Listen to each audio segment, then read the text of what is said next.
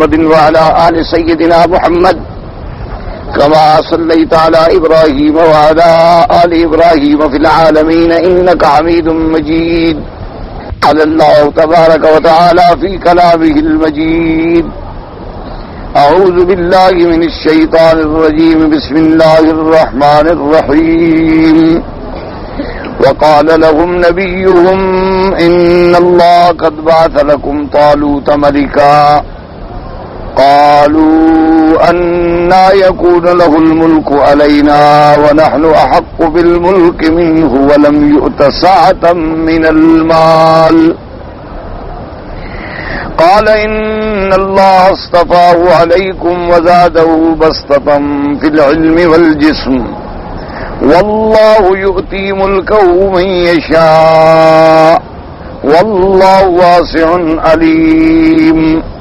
قال المؤلف والمفسر رحمه الله تعالى: أي لما طلبوا من نبيهم أن يعين لهم ملكا منهم فعين لهم طالوت وكان رجلا من أجنادهم ولم يكن من بيت الملك فيهم لأن الملك كان في سبط يهوذا ولم يكن هذا من ذلك السبط فلهذا قالوا أنى يكون له الملك علينا أي كيف يكون ملكا علينا ونحن أحق بالملك منه ولم يؤت سعة من المال أي هو مع هذا فقير لا مال له يقوم بالملك. وقد ذكر بعضهم أنه كان سقا وقيل دباغا وهذا اعتراض منهم على نبيهم وتعنت وكان الأولى بهم طاعة وقول معروف. ثم قد أجابهم النبي صلى الله عليه وسلم قائلا. اب مفسر رحمت اللہ علیہ ان آیات میں ارشاد فرماتے ہیں کہ اس قوم نے آ کر اپنے نبی سے، پیغمبر سے، جو بھی اس وقت نبی تھے، اب وہ شمویل تھے یا شمعون تھے، اللہ نے قرآن مقدس میں ان کے اسم مبارک کی تعیین نہیں فرمائی. جو قال لهم نبیون نے آ کر اپنے پیغمبر سے کہا کہ مہربانی کر کے آپ کسی کو ہمارا بادشاہ بنا دیں، مقرر کر دیں، تاکہ ہم اس کی قیادت میں جو ہے جہاد کرنا چاہتے ہیں اپنے دشمنوں کے ساتھ. تو اللہ تبارک و تعالیٰ کے پیغمبر نے حضرت طالوت علیہ السلام کو ان کا بادشاہ اور ان کا قائد مقرر فرما دیا کہ بھئی حضرت طالوت علیہ السلام جو تھے وہ ان کے لشکر میں تھے اور ان کی جماعت میں سے تھے، اللہ کے نبی کے ماننے والے تھے اور خود بھی اللہ کے ولی تھے اور بڑے صالحین میں سے تھے. تو اللہ کے پیغمبر نے انہیں بادشاہ مقرر فرمایا کہ بھی یہ تمہارے بادشاہ ہیں اور تم ان کی قیادت میں جا کر اب جنگ کرو اور جہاد کرو. جب حضرت نے یہ فیصلہ فرما دیا تو کہنے لگے انا یکون لہ الملک علینا، کمال ہے، ہم طالوت کو کیسے بادشاہ مان لیں؟ یہ تو بادشاہ کے خاندان سے تعلق نہیں رکھتا. ہمارے ہاں جو بادشاہ چلی آ رہی ہے وہ ہے لاوی کی اولاد میں سے اور یہ ان کی اولاد میں سے نہیں ہے. تو جب یہ خاندان ملوکیت سے تعلق نہیں رکھتا ہے اور کسی بڑے خاندان کا فرد بھی نہیں ہے اور دوسری بات یہ ہے کہ اس کے پاس تو دولت بھی نہیں ہے، پیسہ بھی نہیں ہے، سرمایہ بھی نہیں ہے، تو یہ ملک کو کیسے چلا سکتا ہے؟ تو ہم اس کو تو بادشاہ نہیں مانتے کہ ایک تو یہ ہے کہ یہ فقیر ہے، دوسرا یہ ہے کہ یہ کسی بڑے خاندان سے تعلق نہیں رکھتا، اور تیسرا یہ ہے کہ جو ہمارا خاندان آ رہا ہے بادشاہی خاندان، ہمارا جو بادشاہ جس سے چلی آ رہی ہے اس سے بھی تعلق نہیں رکھتا. اس سے زیادہ تو پھر ہم حقدار ہیں کہ آپ ہمیں بادشاہ بنا دیں، اس کو آپ نے کیوں بادشاہ بنا دیا؟ تو سب سے پہلے جب اللہ کے نبی نے فیصلہ کیا تو قوم نے بجائے اطاعت کرنے کے، بجائے فرما برداری کرنے کے فوراً اعراض اور انکار کر دیا. حالانکہ یہ قاعدہ ہے جو اسی آیت کے اندر مذکور ہے کہ بادشاہت ہو یا قیادت ہو، یعنی بادشاہ ہے یا امیر ہے یا خلیفہ ہے یا والی ہے یا کسی قوم کا لیڈر ہے یا قائد ہے، اس کے اندر جو دو صفتیں ضروری ہیں اہم ترین، وہ یہ ہوتی ہیں کہ بھئی اس کا اندر ایک تو علم ہو، کیونکہ علم کے بغیر جب تک اس کی قوت علمیہ اتنی مضبوط نہ ہو تو کوئی فیصلہ نہیں کر سکتا، کیونکہ علم کے بغیر کوئی فیصلہ ہو نہیں سکتا۔ اور دوسری صفت اس کے اندر یہ بھی ہو کہ وہ جسمانی طور پر بھی فٹ ہو۔ اب دیکھیں نا کہ ہزاروں سال پہلے اللہ نے جو فیصلے فرمائے ہیں، اب دیکھو آج دنیا ہزاروں سال کے بعد اسی نتیجے پہ آ گئی ہے۔ کسی کام کے لیے نوکری کرو، ویزا لگاؤ، کہتے ہیں نہیں پہلے میڈیکل ٹیسٹ کرواؤ کہ کیا یہ آدمی فٹ بھی ہے اس کام کے لیے۔ حالانکہ یہ فیصلے تو ہزاروں سال پہلے ہو چکے کہ علمی طور پہ اور جسمی طور یہ دو صفتیں اس کے اندر ہونی جو ہیں ضروری ہیں۔ اور پھر یہ تو اور بڑی عجیب صفت ہے کہ جس کو اللہ خود چن لیں تو اللہ کی چنائی میں تو کوئی نقص ہو نہیں سکتا۔ اللہ تبارک و تعالی جس کو منتخب فرمائیں گے، لازمی بات ہے وہ تو ہر لحاظ سے لائق ہوں گے۔ انسان اگر کسی کو چنتا ہے تو اس کے اندر تو نقائص ہو سکتے ہیں، چونکہ چننے والا خود جو ناقص ہے تو کوئی نہ کوئی غلطی رہ سکتی ہے۔ لیکن جب اللہ نے کسی کو چن لیا ہو، اس پر اعتراض کرنا تو سراسر جہالت اور حماقت ہے۔ انہوں نے جو اعتراض کیا حقیقتاً اس اعتراض کا کوئی تعلق نہیں تھا۔ دوسرا مسئلہ یہ سمجھیں کہ بھی بڑا خاندان یا چھوٹا خاندان اصل میں اسلام کے اندر قومیت کا یا نسل کا یا نسب کا یا حسب کا کوئی مسئلہ ہی نہیں۔ اسلام نے ایک فیصلہ فرما دیا ہے کہ بھئی ہم نے سب کو انا خلقناکم من ذکر و انثی، ہم نے تم سب کو پیدا کیا ہے ایک نر و مادہ سے، وَجَعَلْنَاكُمْ شُعُوبًا وَقَبَائِلَ لِتَعَارَفُوا، ہم نے پھر تمہاری شاخیں بنا دی، تمہارے قبائل بنا دیے تاکہ ایک دوسرے کو پہچاننا جو ہے وہ آسان ہو جائے۔ اب ایک آدمی مثلا آپ ڈھونڈنا چاہتے ہیں جی محمد مکی ہے، محمد مکی نام کے سینکڑوں آدمی ہوں گے، کیسے ڈھونڈیں گے؟ تو جب آپ ایک قبیلہ معین ہو جائے گا، قوم معین ہو جائے گی، تو اب اس میں ڈھونڈنا جو ہے وہ آسان ہو جائے گا۔ اللہ نے فرمایا صرف اتنے قبائل کا کام ہے کہ بھئی یہ کرچی ہے، یہ ہاشمی ہے، یہ بنو وائل میں سے ہے، یہ اوس میں سے ہے، یہ خزرج میں سے ہے، یہ فلاں قبیلے میں سے ہے، یہ فلاں قبیلے میں سے ہے، یہ عرب میں سے ہے، یہ عجم میں سے ہے۔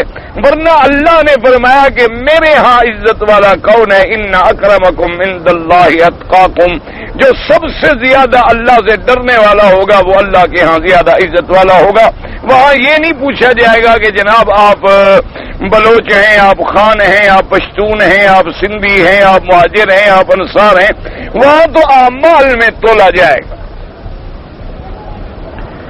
اس لیے قرآن پاک کے سارے فیصلے آپ دیکھ لیں، فمن ثقلت موازینہ فاولئک هم المفلحون ومن خفت موازینہ فاولئک الذین خسروا انفسهم۔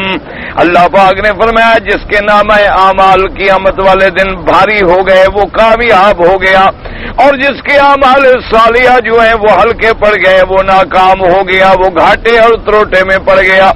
اسی طرح قرآن فرماتا ہے اصحاب الیمین ما اصحاب الیمین فی صدر مخضود وطلح ممدود وماء مسکوب۔ اللہ نے فرمایا جو داہنے والے ہیں، جن کو داہنے ہاتھ میں نامہ عمل ملے گا، سبحان اللہ، وہ تو ایسے ایسے سایہ دار درختوں میں ہوں گے جو ختم ہونے والے بھی نہ ہوں گے. بڑی نعمتوں کے اصحاب الشمال ما اصحاب الشمال فی سموم وحمیم وظل من یحموم.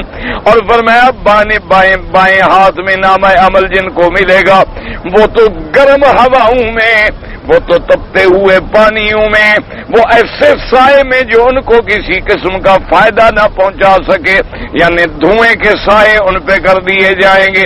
تو اب اصحاب الیمین میں کون ہے؟ جو بھی آ گیا ایمان والا، کلمے والا، جس کی موت ایمان پہ آ گئی، وہ کسی خاندان سے تعلق رکھتا ہے، اصحاب الیمین.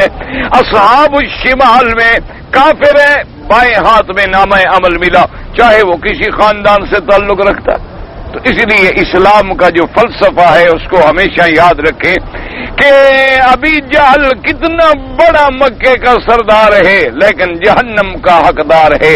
حضرت بلال غلام ہیں لیکن جنت کے سردار ہیں رضی اللہ تعالی عنہ.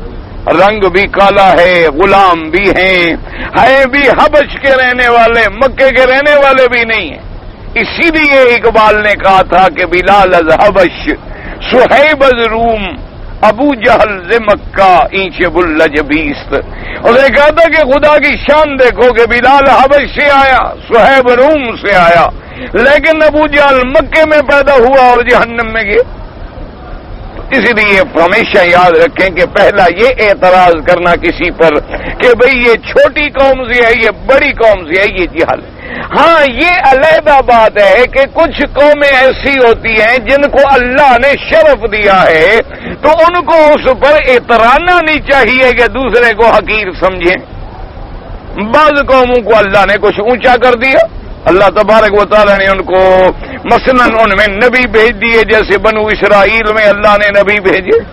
اللہ تبارک و تعالیٰ نے فرما دیا کہ ہم نے تمہارے اندر بادشاہت بھی رکھی، تمہارے اندر ہم نے نبوت بھی رکھی، فضلناکم علی العالمین، اور اپنے زمانے میں ہم نے تمام زمانے والوں سے تمہیں افضل بنا دیا.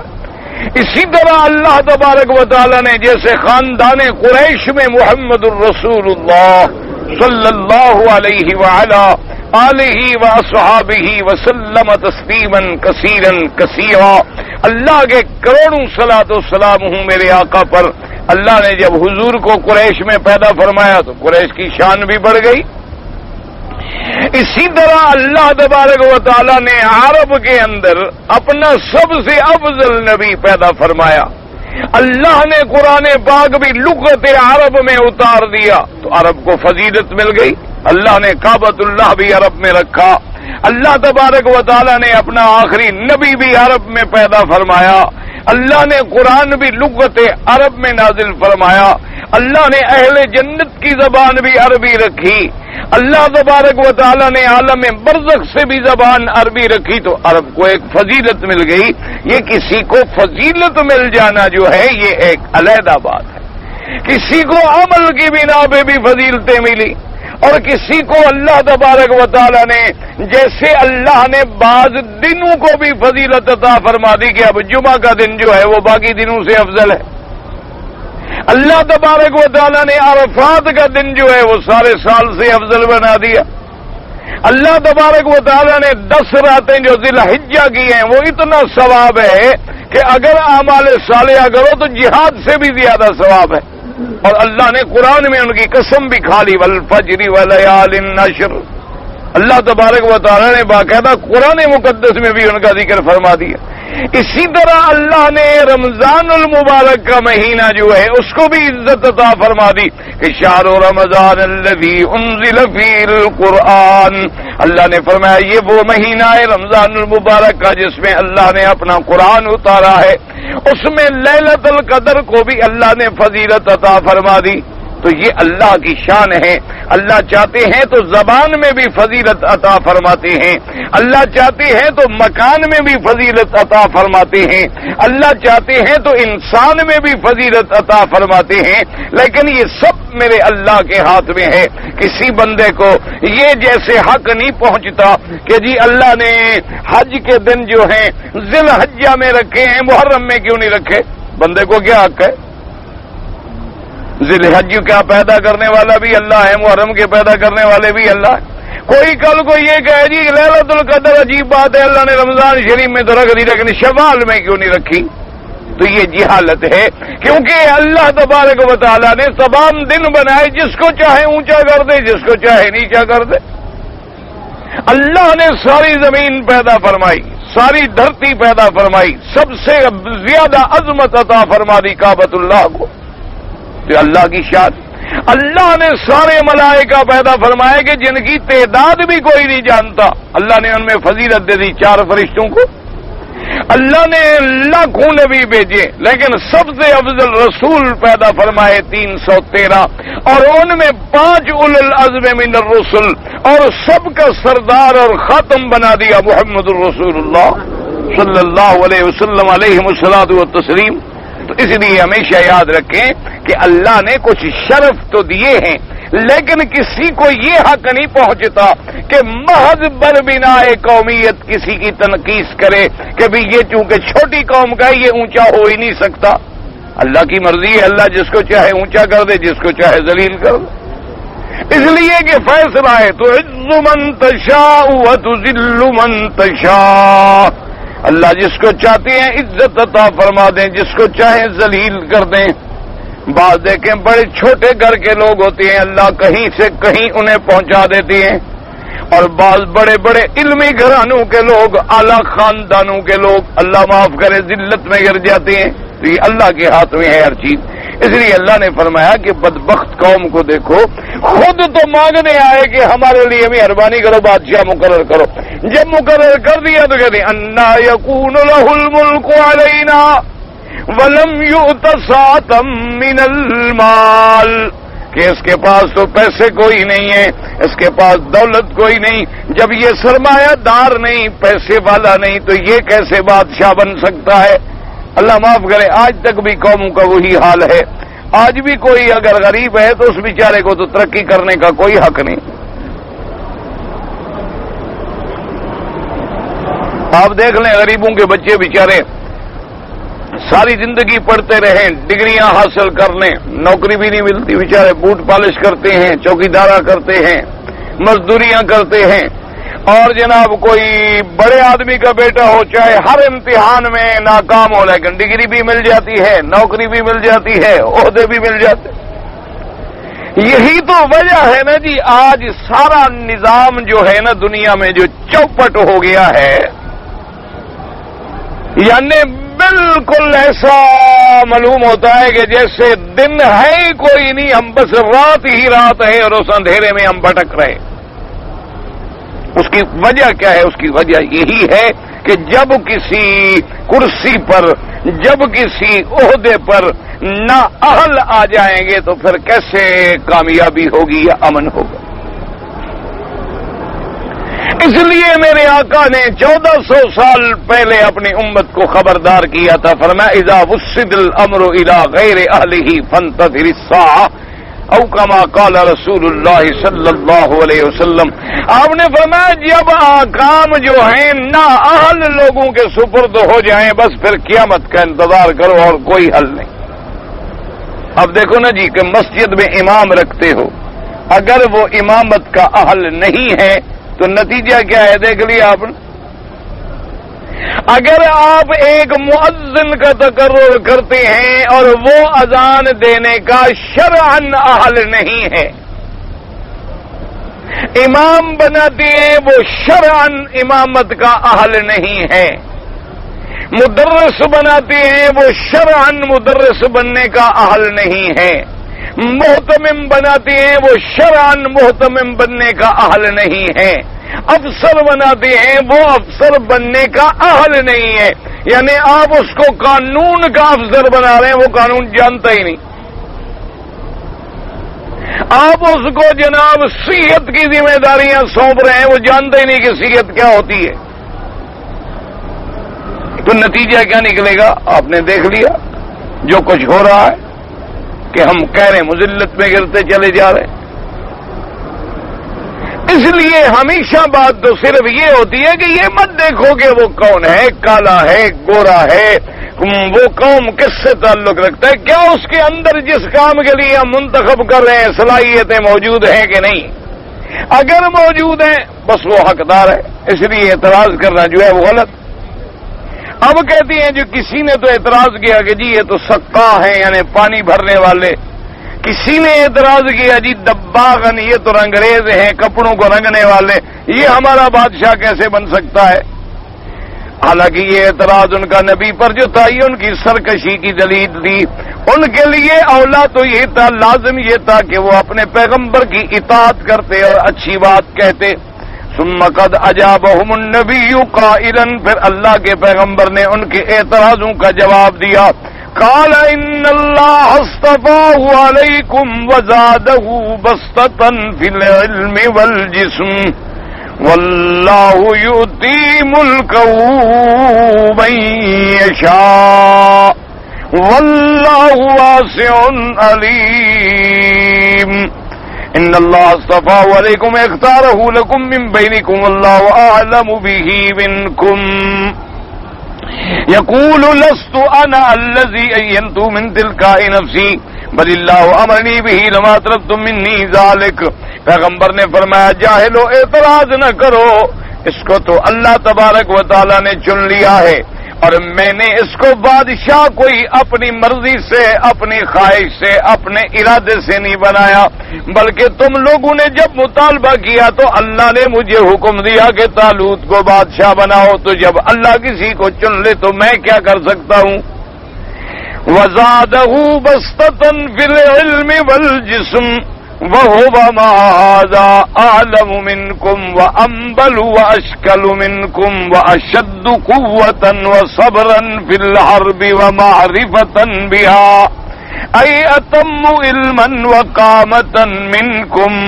اور پھر اللہ پاک نے اس کو علم کا بھی برکت بنایا، جسم کی بھی قوت عطا فرمائی، علم میں بھی تم سے زیادہ، قابلیت میں بھی تم سے زیادہ، صورت میں بھی تم سے زیادہ، قوت میں بھی تم سے زیادہ، اور جنگوں کے مہارت میں اور برداشت کرنے میں بھی تم سے زیادہ، یعنی وہ علم میں بھی پورا ہے اور شکل و صورت میں بھی پورا ہے۔ اللہ نے بھی چن لیا اور اس کے اندر یہ ساری صفتیں بھی موجود ہیں، پھر تم کیوں اعتراض کرتے ہو؟ ومن هنا ينبغي أن يكون الملك ذا علم وشكل حسن وقوة شديدة في بدنه ونفسه۔ اور مفسر رحمت اللہ علیہ فرماتی ہیں کہ ان آیات مبارکہ سے ہمیں یہ مسئلہ بھی سمجھ آیا، یہ مسئلہ بھی علماء نے استنباط کیا کہ بادشاہ وہ بنے جو علم کے اندر بھی کامل ہو اور اس کے بعد شکل کے اندر بھی خوبصورت ہو، اور اللہ نے اس کو قوت بدن بھی عطا فرمائی ہو۔ کیوں؟ اگر علم نہیں ہوگا تو فیصلے نہیں کر سکے گا، اگر اس کی شکل و صورت کے اندر بردباری اور روب و داب نہیں ہوگا تو لوگوں پر اس کا اثر نہیں ہوگا، اس کی شخصیت جو ہے پرسنالٹی نہیں ہوگی تو لوگ اس کے احکام کو ماننے میں ذرا تردد کریں گے۔ تو یہ دو صفتیں جو ہیں یہ بھی اس میں ہونی ضروری ہیں۔ تو اللہ کے نبی نے فرمایا ایک بات تو یہ ہے کہ اس کو اللہ نے چن لیا، تو جس کو اللہ چن لے اس پہ اعتراض کرنے کا کیا معنی؟ دوسری بات یہ ہے کہ اللہ کا ہر فیصلہ حق اور عدل ہے۔ دیکھو وہ شکل میں بھی تم سے زیادہ خوبصورت ہے، کہتے ہیں کہ حضرت طالوت علیہ السلام بے انتہا خوبصورت، اور اللہ نے ان کو قوت و طاقت بھی سب سے زیادہ عطا فرمائی۔ اچھا پھر علم میں بھی تم سے زیادہ ہے، پھر جنگی مہارت میں بھی تم سے زیادہ مہارت رکھتا ہے، مہارت نہ ہو تو آخر دشمن سے لڑائی کیسے لڑے؟ تو پھر تم کیسے اعتراض کرتے ہو؟ قال واللہ یؤتی ملکہ من یشاء، اللہ تبارک ملکہ من یشاء ای هو الحاکم الذی ما شاء فعل ولا یسأل عما یفعل وهم يسألون لعلمه وحکمته ورأفته بخلقه ولهذا قال والله واسع علیم ای هو واسع الفضل یختص برحمته من یشاء علیما بمن یستحق الملک ممن لا یستحقه واللہ یؤتی ملکہ من یشاء۔ اور آخر میں اللہ کے نبی نے فیصلہ فرمایا کہ ظالموں، جب ملک اللہ کا ہے تو جس کو چاہے اللہ عزت عطا فرمائے، ملک عطا فرمائے، اعتراض کرنے کا ویسے بھی تمہیں کوئی حق نہیں۔ کیوں؟ جب ملک اس کا، بندے اس کے، مخلوق اس کی، هو الحاکم الذی ما شاء فعل ولا يسأل عما يفعل. وہ ایسے شان والا حاکم ہے رب العالمین کہ جو چاہے کرے، اس سے کوئی پوچھ نہیں سکتا کہ آپ نے ایسا کیوں کیا. اور سب وہ ہم یسألون عن علمہ وحکمتہ ورحمتہ بخلقہ، اور لوگوں سے پوچھا جائے گا. اللہ تبارک و تعالی نے اپنے کمال علم اور مخلوقات پہ کمال رحمت سے جو فیصلے کیے اس سے کوئی نہیں پوچھتے. فرمایا اللہ واسع علیم واسع الفضل، اللہ تبارک و تعالی سب سے زیادہ فضل کرنے والے ہیں. یختص برحمتہ من یشاء، اللہ اپنی رحمت کے جس کو عطا فرما دے ان کی مرضی. علیم بمن یستحق الملک ممن لا یستحقہ، اللہ علم کامل اور علم محیط کے مالک ہیں. وہ یہ بھی جانتے ہیں کہ کون بادشاہت کے قابل ہے اور کون بادشاہت کے قابل نہیں ہے. وقال لهم نبيهم إن آية ملكه أن يأتيكم التابوت فيه سكينة من ربكم وبقية مما ترك آل موسى وآل هارون تحمله الملائكة ان فی ذلک لآیۃ لکم ان کنتم مؤمنین.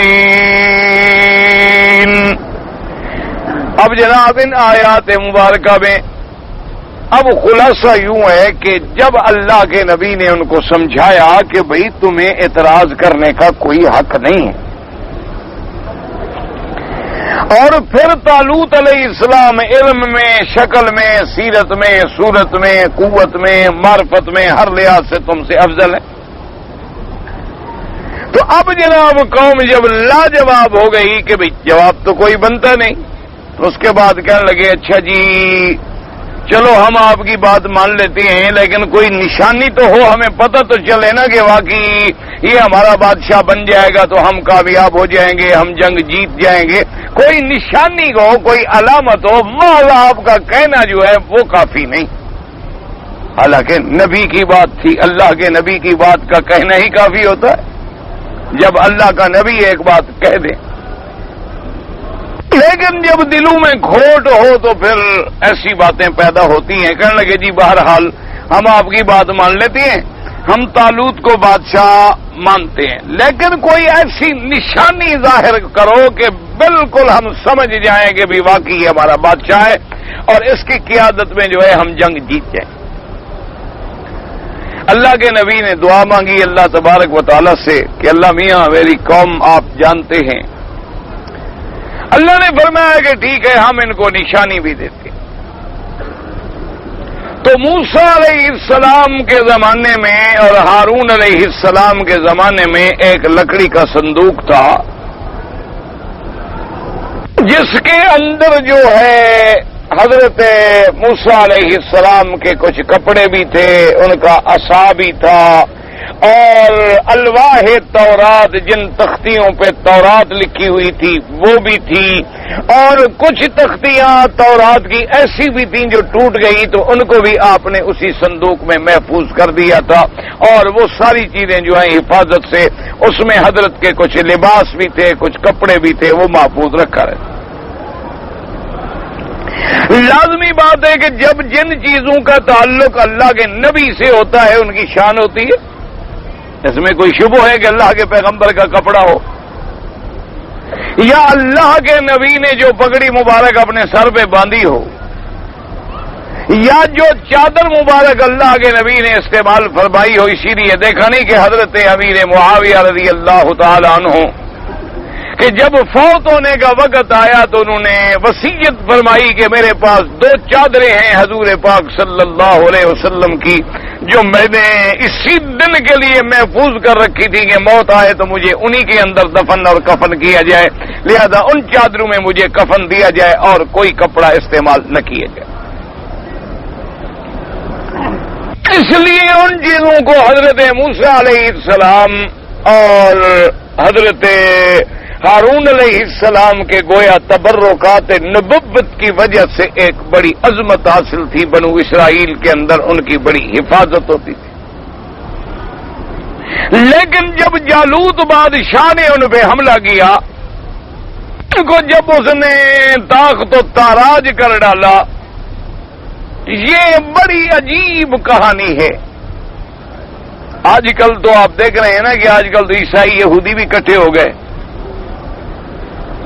ورنہ تاریخ عالم پہ اگر نظر ڈالیں، یعنی حضرت عیسیٰ علیہ السلام سے پہلے کے واقعات پہ نظر ڈالیں، پھر حضرت عیسیٰ علیہ السلام کے زمانے میں نظر ڈالیں، پھر حضرت عیسیٰ علیہ السلام کے بعد میں نظر ڈالیں، تو ہر جگہ آپ کو نظر آئے گا کہ یہودیت اور نصرانیت جو ہے یہ آپس میں ایک دوسرے کے دشمن،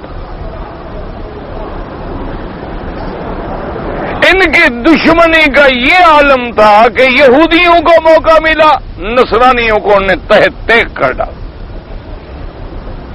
اگر نصرانیوں کو موقع ملا تو پھر انہوں نے بھی یہودیوں کو مار مار کے ان کا ستیہ ناش کر دیا، ان کے ہیکل توڑ ڈالے، ہیکل سلیمانی، اور وہاں جو کچھ ملا بیت المقدس سے سب کچھ لوٹ کے لے گئے۔ انہوں نے بھی پھر ان کو ایسا منتشر کر دیا کہ یہ سر چھپانے کے لیے پھرتے رہے۔ اسی طرح آپ دیکھ لیں کہ پھر یہودیوں کو موقع مل گیا کہ یمن کے اندر ان کا بادشاہ آ گیا، تو اس نے وہاں پر نجران کے نصرانیوں پہ قہر توڑے، جن کو اللہ نے قرآن میں بھی ذکر فرمایا ہے، والسماء ذات البروج والیوم الموعود وشاہد ومشہود قتل اصحاب الاخدود، النار ذات الوقود کے نہریں بنا ڈالی، آگ جلا ڈالی اور زندہ آگ میں ڈلوایا ہزاروں کو، اور خود بیٹھ کے تماشا دیکھتا رہا۔ اس نے پھر عیسائیوں سے انتقام لیا۔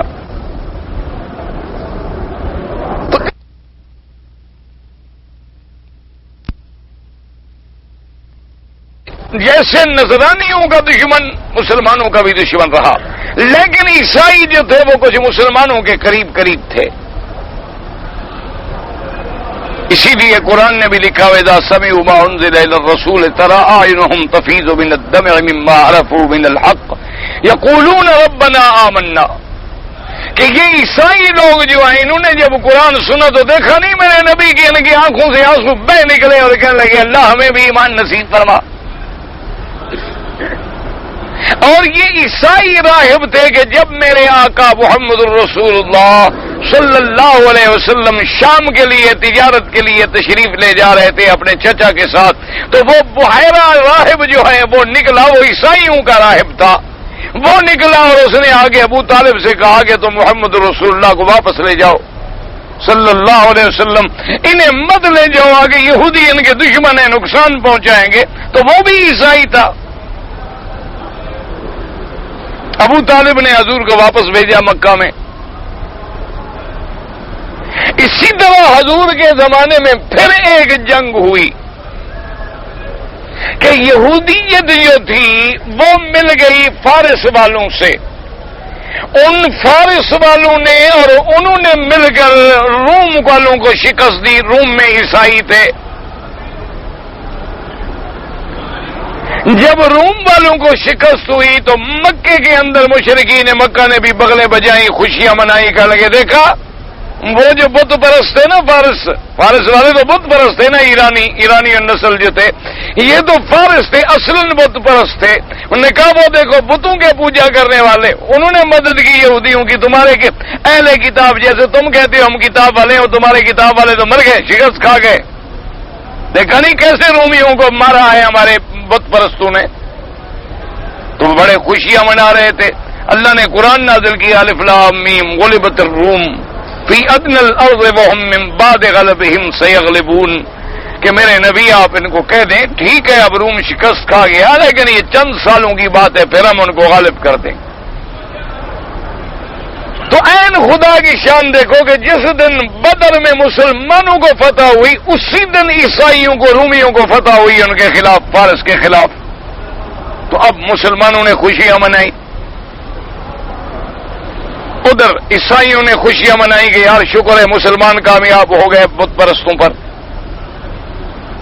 ادھر انہوں نے خوشی منائی کہ چلو کچھ ہو جائے، بت پرستوں سے تو اچھے ہیں نا، کم از کم اہل کتاب تو آئیں۔ یہ حالات ہوتے ہیں۔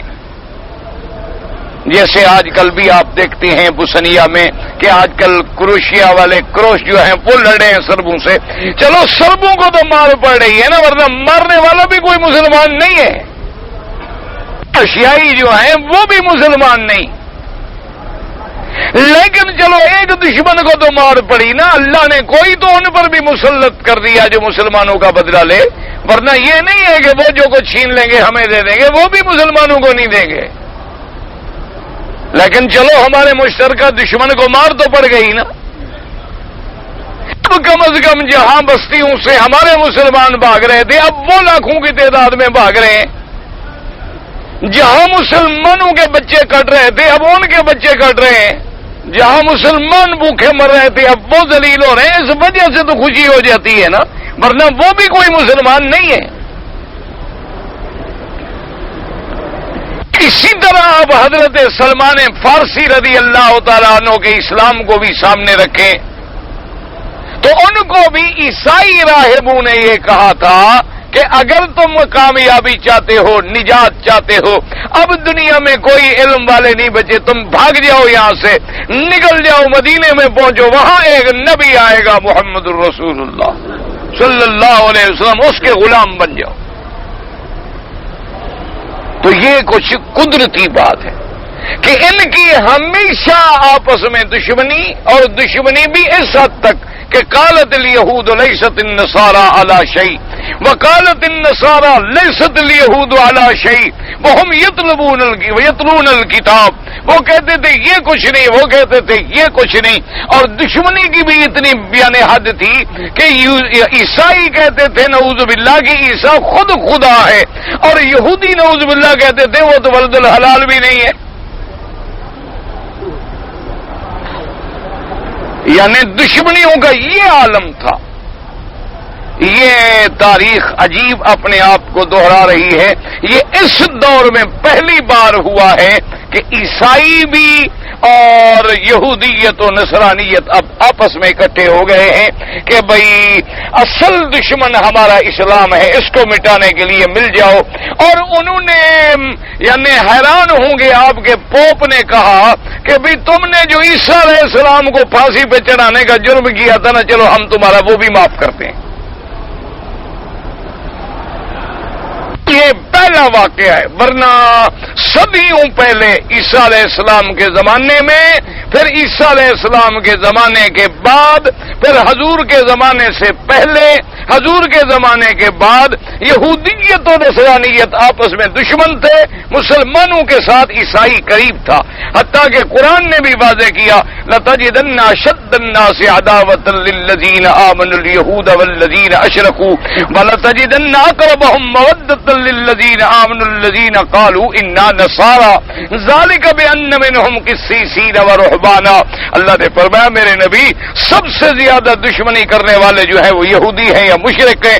البتہ جو نصرانی ہیں یہ کم از کم مسلمانوں سے کچھ ہمدردی کا جذبہ رکھتے ہیں، کیونکہ ان کے اندر بڑے بڑے عالم ہیں، بڑے بڑے راہب ہیں، وہ سمجھتے ہیں کہ مسلمان حق پہ.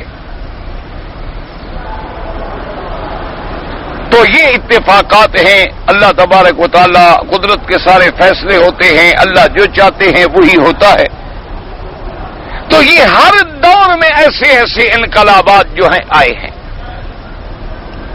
تو اب جناب وہ جب بات یہاں سے چل نکلی تھی کہ جب انہوں نے آ کے حملہ کیا عیسائیوں نے، تو یہودیت کو جہاں انہوں نے مارا، برباد کیا، قید کیا، تباہ کر ڈالا، تو وہ حضرت موسیٰ علیہ السلام والا صندوق جو تھا وہ بھی لے گئے.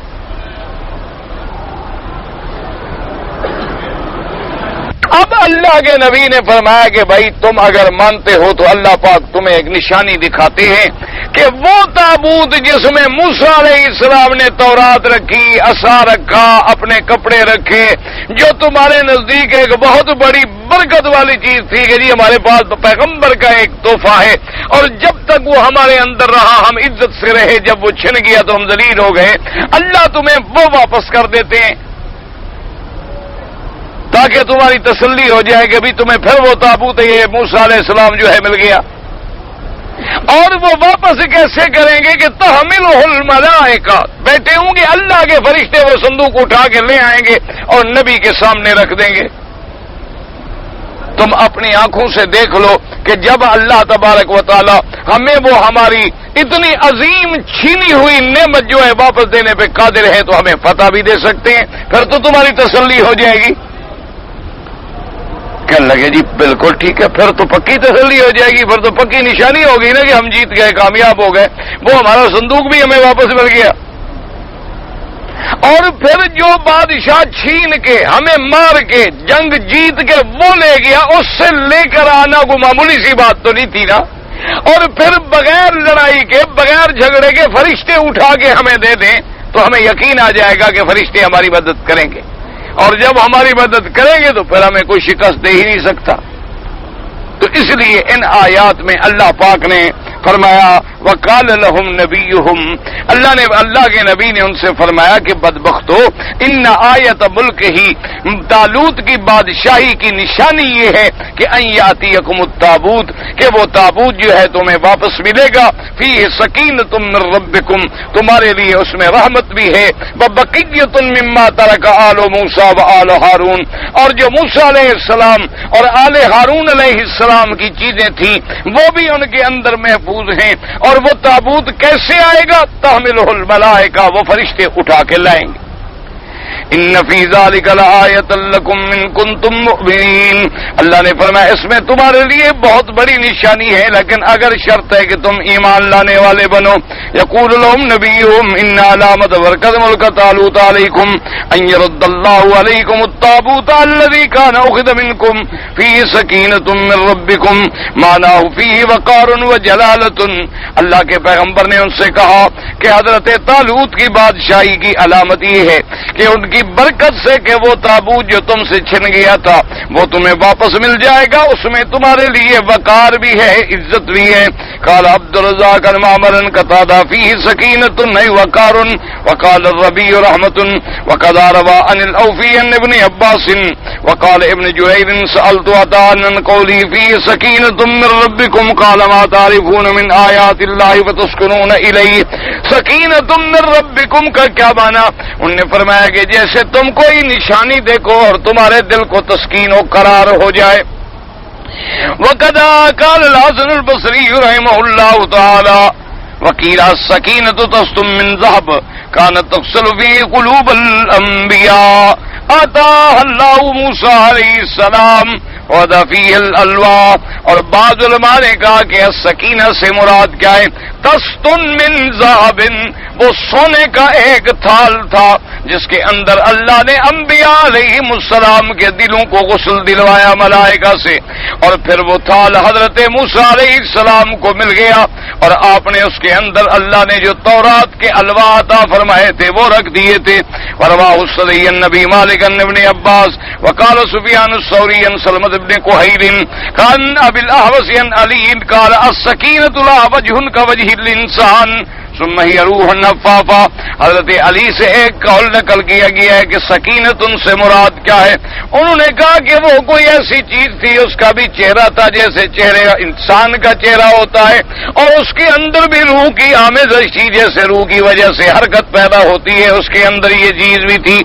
اس کے بعد فرماتے ہیں وقال ابن جریر حدثني المثنى قال حدثنا ابو داود قال حدثنا شعبۃ حماد بن سلمۃ وابو الاحوص كل من سماك خالد بن عرارة عن علي قال السکینۃ ریح خجوج، انہوں نے کہا کہ وہ ایک ہوا تھی نکلنے والی، والآراسان اس کے دو سر بنے ہوئے تھے۔ وقال مجاہد رہا جناحان وذنب، اس کے دو پر بھی تھے اور اس کی دم بھی تھی۔ وقال محمد بن اسحاق وهب بن منبہ السکینۃ راس ہرۃ میتہ اذا سرغت بالتابوت بصراخ حر ایقنوا بالنصر وجاءهم الفتح۔ وهب بن منبہ فرماتے ہیں کہ السکینہ جو ہے وہ ایسے تھا جیسے کوئی بلی کا ایک سر ہوتا ہے اور وہ تابوت کے اندر تھا۔ اذا سرخت، جب وہ چیخ لگاتی بلی کی آواز نکالتی تو یہ یقین ہو جاتا لوگوں کو کہ بھی اب ہماری کامیابی جو ہے قریب آ گئی ہے۔ وجاء وقال عبد الرزاق قال اخبرنا بكار بن عبد الله انه سمع وهب بن منبه يقول والسكينة روح من الله تتكلم اذا اختلفوا في شيء تكلم وتخبرهم ببيان ما يريدون. اور بعض علماء نے فرمایا کہ سکینت من ربکم سے کیا مراد ہے؟ انہوں نے فرمایا کہ اس صندوق کے اندر اللہ نے ایک ایسی روح پوشیدہ کر رکھی تھی کہ جب کسی بات میں یہ جھگڑتے تھے تو وہ روح بول کے ان کے درمیان میں فیصلہ کر دیتی تھی. بہرحال یہ سارے اقوال ہیں اور کیلا کے ساتھ نقل کیے گئے جو اس بات پہ دلالت کرتے ہیں کہ یہ اقوال مرجوح ہیں، ان کے اندر کوئی قوت اور طاقت نہیں ہے. اللہ نے قرآن میں فرما دیا سکینہ کا معنی ہے طمانینت، اطمینان، تسکین. جیسے اللہ تبارک و تعالی نے فرمایا کہ جب میرے مدری اپنے حضرت ابی بکر کے ساتھ غار کے اندر تھی، آپ نے فرمایا ثانی اثنین اذ ہما فی الغار اذ یقول لصاحبہ لا تحزن ان اللہ معنا. اس کے بعد انزل اللہ سکینتہ علیہ، اس کے بعد پھر اللہ نے ان پہ سکینہ نازل کی، یعنی اطمینان نازل کر دیا کہ دل کو اطمینان و تسلی ہو گئی. اسی طرح اللہ نے صحابہ پر اپنا سکینہ اتارا. تو مراد یہ تھی کہ اس صندوق کو دیکھ کر، الواح تورات کو دیکھ کر، اپنے انبیاء کے تبرکات کو دیکھ کر ایک گونا تسکین ہوتی تھی دلوں کو.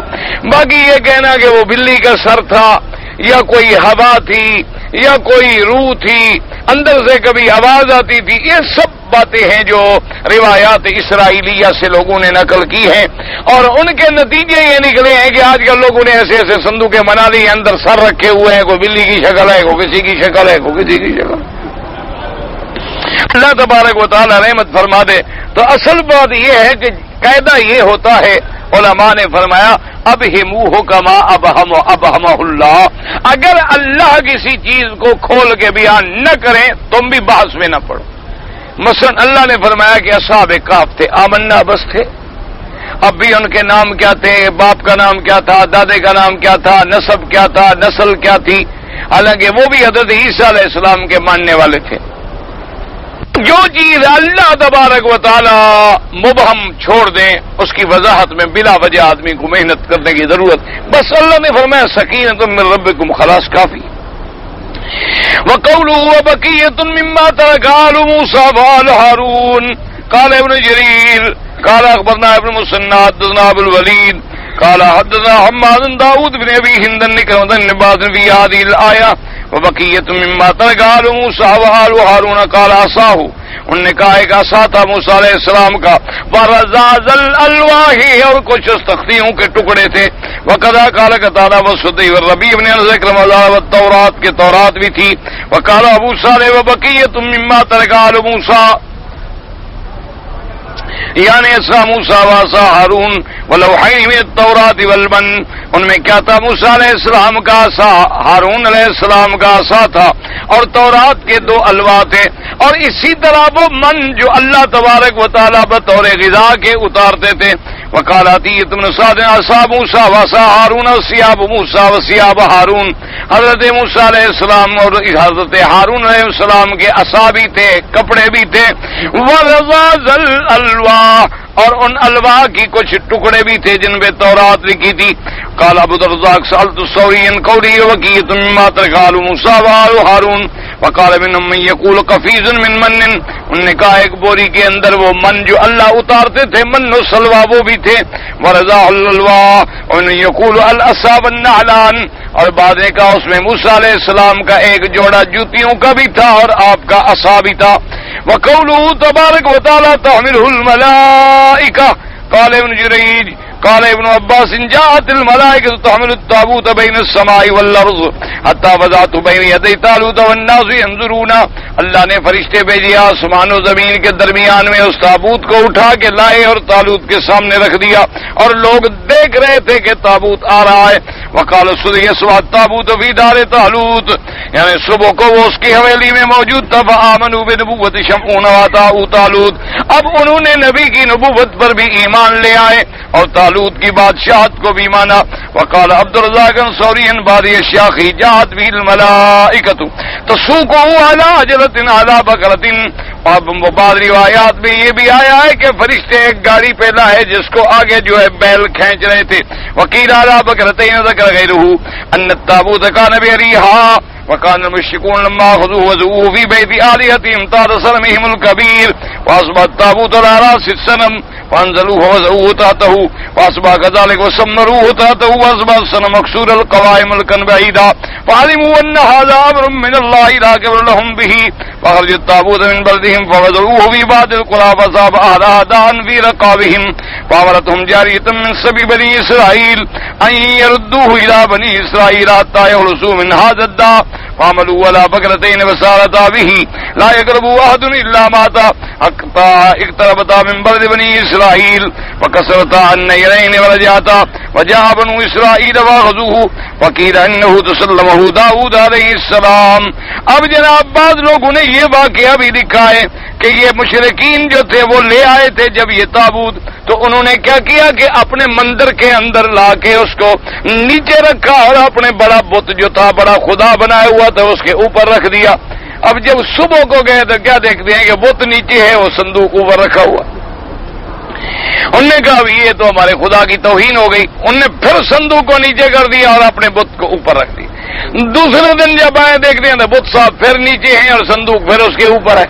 انہوں نے کہا بھی یہ تو کمال ہو گیا. انہوں نے کہا اچھا ایسا کرو کہ صندوق کو زمین میں میخیں گاڑ دو, میخیں گاڑ کے رکھو اور اس کے اوپر اپنا بت رکھو. اور میخیں لگا دی صندوق میں اور اپنے بت کو اوپر رکھ دیا. صبح کو آئے تو کیا دیکھتے ہیں بت کے بازو شادو ٹوٹے پڑے ہیں اور وہ تو وہاں پڑا ہوا ہے.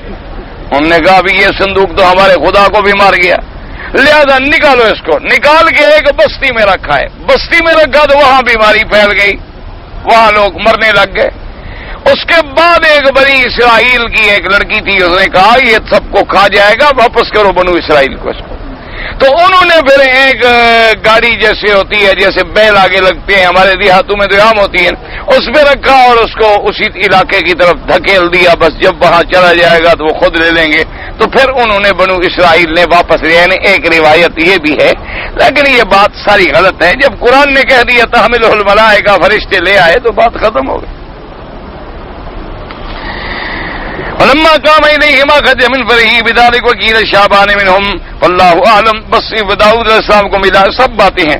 کانت تابوت بقریۃ من قری فلسطین یقال لها عضدو. بعض کہتے ہیں کہ وہ فلسطین کی بستیوں میں سے کسی بستی میں تھا. وقوله تبارک وتعالی ان فی ذلک لآیۃ لکم ای علی صدقی فیما جئتکم به من النبوۃ وفیما امرتکم به من طاعۃ طالوت ان کنتم مؤمنین باللہ والیوم الآخر. اللہ کے پیغمبر نے فرمایا اللہ کے حکم سے کہ اے لوگو اس تابوت کا واپس آنا جو ہے نشانی ہے میری نبوت کی صداقت پر, طالوت کی بادشاہت کی حقانیت پر. لیکن شرط یہ ہے کہ اگر تمہارا اللہ پر اور یوم آخرت پر ایمان ہے, ایمان والے ہو تو آپ اس نشانی پر ایمان لے آؤ. اگر ایمانی نہیں ہے تو پھر تمہاری مرضی ہے. کہتا ہے جی کہ موجودہ دور میں جہاد کرنے کی کیا صورت ہے. ابھی جہاں بوسنیا میں کشمیر میں ہو رہا ہے, آپ چلے جائیں شریک ہو جائیں. اور کیا صورت ہے؟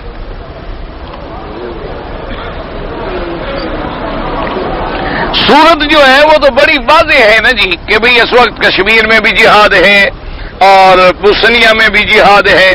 آپ جا کے ان کے ساتھ مل جائیں اور شریک ہوں اور ان کی مدد کریں. اگر آپ نہیں مل سکتے ہیں, مثلا حالات ہیں, بچے ہیں, والدین ہیں, آدمی کا ذریعہ نہیں ہے, تو پھر آپ کو اللہ نے جتنی مالی توفیق دی ہے, پیسے کی, درہم کی, چیزوں کی, آپ ان کی مدد کریں. اور وہ یہاں باقاعدہ اعلان ہو چکا ہے اور باقاعدہ ان کے لیے اکاؤنٹ کھلے ہوئے ہیں, دفتر بنے ہوئے ہیں. جتنا اللہ کسی کو توفیق دے بوسنیا والوں کی مدد کے لیے وہ جا کے اعانت کرے, مدد کرے.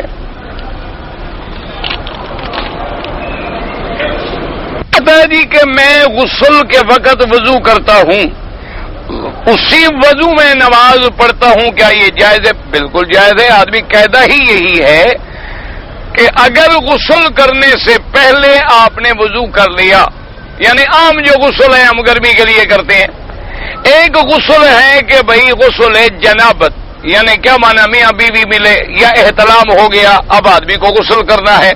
تو اس کا قاعدہ یہ ہوتا ہے کہ پہلے تو اپنے بدن کے ان حصوں کو صاف کرے، دھو ڈالے، کوئی چیز باقی نہ رہے، پھر اس کے بعد ہاتھ دھوئے، وضو کرے جیسے نماز کا وضو کرتا ہے نیت، پھر سر پہ پانی بہائے، سارے بدن پہ، آخر میں پاؤں دھو کے نکل آئے تو غسل بھی ہو گیا، وہی وضو ہو گیا۔ دوبارہ کپڑے پہن کے جو لوگ پھر وضو کرتے ہیں یہ بے وقوفی ہے، جہالت۔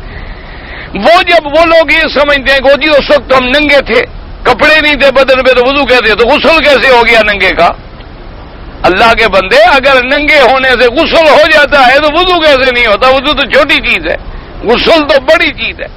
وضو تو حدث اصغر کے بعد کیا جاتا ہے، اور غسل جو ہے وہ تو جنابت کے بعد واجب ہوتا ہے۔ تو جب غسل ہو شرط یہ ہے کہ پہلے آپ وضو کر لیں جیسے نماز کا وضو کیا جاتا ہے، ہاتھ دھوئیں، کلی کریں، ناک میں پانی دیں اور باقاعدہ وضو کی طرح، اور غسل کر کے سب سے آخر میں اپنے پاؤں جو ہیں وہ دھو ڈالیں، تاکہ وہ پاؤں، سارا پانی آپ کا پڑ رہا ہے اسی پر، آخر میں پاؤں دھوئے اور باہر نکل آیا۔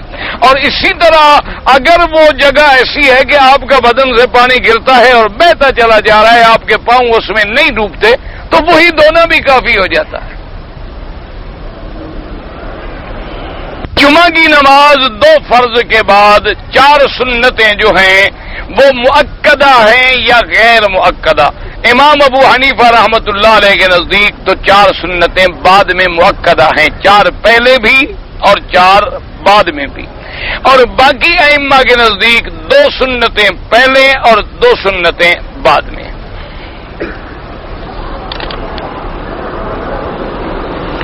فرض سے پہلے جو 4 سنتیں ہیں وہ علیحدہ ہیں، فرض کے بعد جو 4 سنتیں ہیں وہ اور علیحدہ ہیں۔ میرے اوپر حج کا دم ہو گیا تھا، جو میں نے ابھی تک دم ادا نہیں کیا، تو اب میں کر دوں؟ بالکل آپ کے ذمے ایک قرض ہے، جتنا جلدی ادا کر سکتے ہیں اچھی بات ہے کہ آپ اپنے سر سے وہ بوجھ جو ہے اتار دیں۔ ایک بکری یہاں حد حرم میں، اور یہاں جو منڈیاں ہیں بکریاں بکتی ہیں یہ سب حرم کے اندر ہیں، وہاں جا کے لے لیں اور وہی ذبح کر کے وہی غریب کھڑے ہوتے ہیں وہیں تقسیم کر دیں، یا آپ اور کوئی جگہ جانتے ہیں حرم کے اندر کے بھی فلاں جگہ غریب ہیں، مسکین ہیں، ان کو دے دیں۔ حضرت ابی بکر رضی اللہ تعالی عنہ کا نام پہلے جو ہے وہ عبد الکعبہ بھی آیا ہے، اور بعض لوگوں نے عبد الشمس، عبد العزا بھی لکھا ہے۔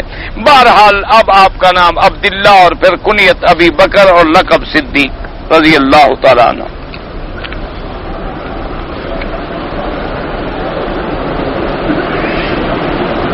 ایک جوان ہے، 28 سال کا ہے، کام دھندا نہیں کرتا، کمائی اس کے لیے خرچہ نہیں بنتا ہے، طالب علم بھی نہیں ہے، عقل کے لحاظ سے بھی کچھ کم ہے، باپ کے گھر میں نہ ہونے سے خوش ہے، شادی کا بھی امید رکھتے ہیں، جتنا سمجھاؤ بے فکرہ ہے، کیا کریں؟ ایسے جوان کا شادی کرانا باپ کا ذمہ ہوگا؟ بھئی جب وہ بالغ ہو گیا باپ کے ذمہ ہے، افضل تو یہی ہے کہ اللہ نے توفیق دی ہے تو باپ اس کی شادی کر دے، کیونکہ جب شادی کی ذمہ داری پڑے گی تو ہو سکتا ہے وہی اس کی اصلاح کا ذریعہ بن جائے۔ کبھی اور بھی مصیبتیں ہو جاتی ہیں، یہ تو اللہ جانتے ہیں نا، اگر اچھی بیوی مل گئی تو جنت بن گئی، بری بیوی مل گئی تو جہنم بن گیا، یہ تو اللہ کے ہاتھ میں ہے۔ لیکن بہرحال ایک علاج یہ بھی ہے، آخر اولاد ہے، اچھی ہو یا بری ہو، آپ اس کو اسی حال میں چھوڑ دیں گے تو اور بگڑتا چلا جائے گا۔ آپ کوشش کریں کہ اس کی شادی کر دیں تاکہ اس ذمہ داری سے اللہ اس کے اندر کوئی اصلاح کرے۔ آپ ہمارے لیے، بچوں کے لیے دعا کریں، ہم آپ کے لیے دعا کریں۔ جی کہ ایک آدمی نے نیت نہیں کیا، صرف احرام ایسے باندھ لیا فوٹو بنوانے کے لیے، تو فوٹو بنوانا بھی حرام ہے۔ ویسے اس احرام باندھنے سے کوئی دم شم نہیں پڑتا، کیونکہ نہ اس کی نیت ہے، نہ میقات پہ آیا، نہ 2 رکعت پڑھی، نہ کوئی عمرے کا ارادہ ہے۔ وہ تو محض حضرت نے فوٹو بنوانا تھا لوگوں کو دکھانے کے لیے کہ میں بھی حاجی صاحب ہوں۔ کیوں؟ ایسے تو کوئی اعتبار کرتا نہیں جب تک فوٹو نہ دیکھے۔ کون مانے؟ شریف آدمی کا تو لوگ اعتبار کر لیتے ہیں بغیر فوٹو کے بھی، لیکن ایسے لوگوں کا اعتبار کوئی نہیں کرتا۔ ابھی یہ حج کیسے کر سکتا ہے؟ تو اس لیے وہ بیچارے فوٹو کھنچوا کے گھر والوں کو بھجواتے ہیں کہ دیکھو میں ہی شریف ہو گیا ہوں، مسلمان ہو گیا ہوں، میں نے دیکھو احرام باندھا ہوا ہے۔ حالانکہ یہ بالکل غلط ہے، فوٹو کھنچوانا حرام ہے، گناہ ہے، اور پھر فوٹو کو دین کی شکل بنا کے کھنچوانا اور زیادہ گناہ ہے۔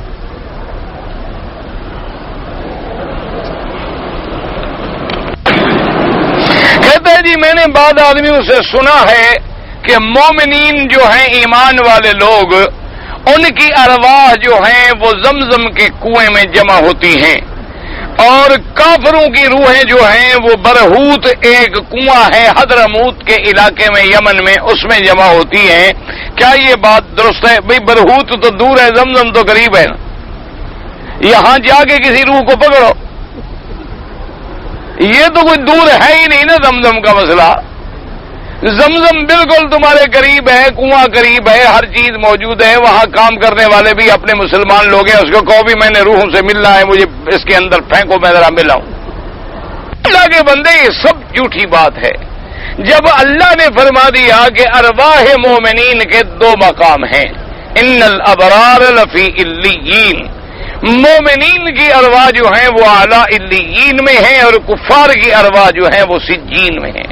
تو جب قرآن میں ایک فیصلہ آ جائے اس کے بعد یہ کہنا کہ میں نے سنا ہے اور میں نے سنا ہے، اور بعض آدمی کہتے ہیں اور بعض آدمی کہتے ہیں، بعض آدمی کا کیا مطلب؟ جب اللہ کے قرآن میں موجود ہے کہ مرنے کے بعد فرشتے جو ہیں وہ مومن کے روح کو لے کے آسمانوں میں چلے جاتے ہیں اور علیین کے اندر اس کا مقام ہے اور ٹھکانہ ہے، اور جو کافر ہوتے ہیں ان کی ارواح کو نکالنے کے بعد 7 زمینوں کے نیچے جو سجین کا مقام ہے وہاں جا کے رکھا جاتا ہے.